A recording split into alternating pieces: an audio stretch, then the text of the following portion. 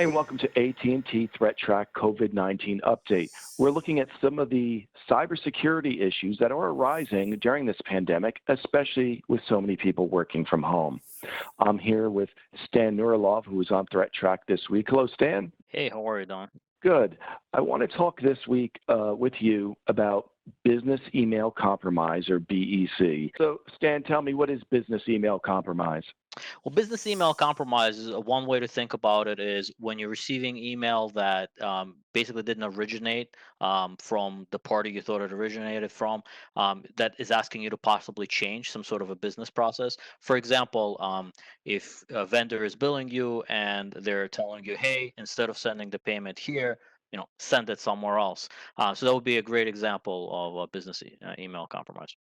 And we really have to be on the lookout for that now, especially if you work in finance, because with people working from home, with a lot of other businesses that we deal with may be under pressure because of lack of business. They may ask for things to be done differently. They may ask you to cut them a break about something. So you could really be susceptible for falling for a scam like this. Yeah, it's very unfortunate that, scammers, they're kind of always on the lookout for current events, and they actually respond very quickly to try to come up with ways to trick everyday people or business owners into basically sending money or falling for some sort of a scam. So yeah, unfortunately, the scammers have adopted and are now potentially thinking up schemes like this. It's important to always pay attention and verify anything that seems a little bit odd. You do want to be more suspicious. Sometimes it's better to pick up the phone and actually verify with the vendor specifically and not rely on the email communication. I should say, too, if you're going to call a vendor, use a phone number that you know is them. Don't use a phone number that they give you in this email. That's exactly right, because that could be a part of the ruse. And there's certainly lots of scammers out there who are very capable of setting up, 1-800 numbers or something like that to trick you into calling with them.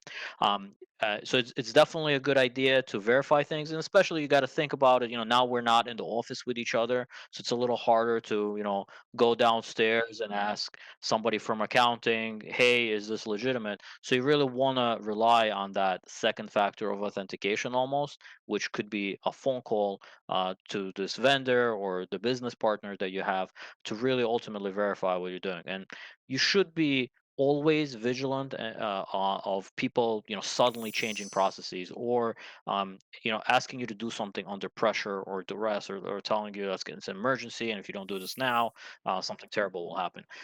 For sure things like that happen or emergencies happen, but the ability of scammers to kind of urge you and you falling for that is usually like one of the tricks that they use to make their scam successful. So really be on the lookout. A few extra minutes or seconds to question an email, they won't hurt in the long run, and it probably prevent any damage from happening. And I imagine it's a lot harder to recover from certain financial damage now if you were to fall for it. So really, the preventative steps you take are going to be what keeps you, from falling, becoming a victim of a scam.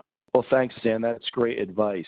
And all of you out there, stay vigilant, follow policies, be safe, be suspicious of emails, especially unexpected ones, and especially any email that asks you to do a process differently than you have in the past for your business. Thank you for watching, and stay safe.